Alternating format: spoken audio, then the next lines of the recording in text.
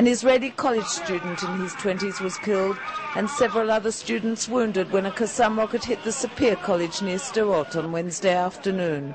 By the way, there's the Sapir College there. It's a very prestigious college. It may be another reason for their missile attacks on Sderot. They not only attack Sderot but also nearby enterprises and the Sapir College in particular, where there are about 1,000 students from across the country, including Tel Aviv, Jerusalem and other cities of Israel. ובמהלך חופשת הקיץ הושקעו למעלה מ-25 מיליון שקל במיגון המפעל. A bodyguard for Internal Security Minister Avi Dichter was hit by shrapnel near Sapir College today. He had been scouting out the area for an appearance by Dichter later in the day.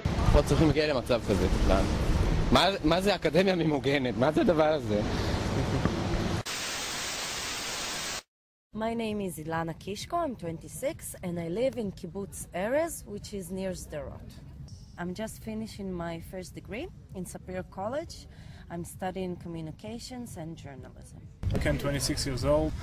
I lived here in Sderot, studying in the college here, in Sapir College. So my name is Reuma Mansour, and I live in Kibbutz Borochai for the last year, and I'm working in the Sapir College. I'm 28 years old, and I live in Ber Yaakov, which is near. It's in the center of Israel. I studied here in Sapir. I go to school at Sapir College, which is right near the Kibbutz Gevim. There are a multitude of reasons students choose to attend college in the town of Sderot. For some, it's the most cost-effective way they can receive a college education.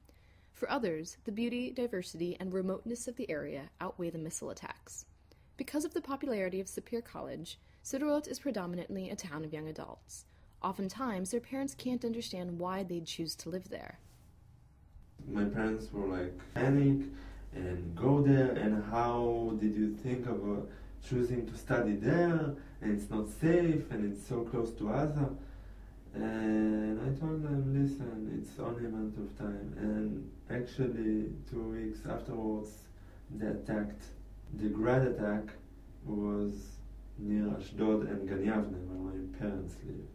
So I just told them, you see, it doesn't matter. I mean, it will get there, and eventually it will get to Tel Aviv too. And it's only, and when it will get to Tel Aviv, this is when they will do something about it. There is a definite siege mentality among those attending school at Sapir. They understand the risks, and although angry about the perpetual conflict, aren't planning on leaving anytime soon. The attacks are an acceptable part of life. Because of the perpetual conflict with Gaza, in many parts of Sderot, the government built bomb shelters for each residence. And you know, the people of Sderot got used to it. And this is ridiculous because they got used to rocket attacks. And we knew it. We knew where we were coming. We knew it dangerous. It was also, you know, it came with good parts. The study here was like 50% cheaper. The housing is cheaper. It's not like living in Tel Aviv and study there. The houses are bigger. The environment is cool, even though it's like under war. The thing is that after Kesslin, it was a completely different story. I mean, it was almost like it is now. And so you're here for 2 weeks, and you, touch wood, you know, you haven't heard Tzeva Adom. You haven't heard sirens, you haven't heard of, you know, attacks. In fact, that morning there had been a deadly terrorist attack on a tourist bus in Eilat. The next day we could feel the rumble and vibrations of retaliatory bombs being dropped on Gaza by the Israeli army.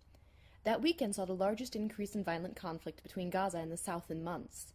However, for the residents of the area, a little emotional detachment was necessary if they were to live with some level of internal peace. This is a beautiful area, and people are so strong living in this reality of missiles and conflict. One of my favorite spots is actually called the Missiles Hill because during the war all the media would go there and just look at how they throw missiles at us, so it's quite interesting. You see the whole strip from there, the Gaza Strip. One of my favorite places.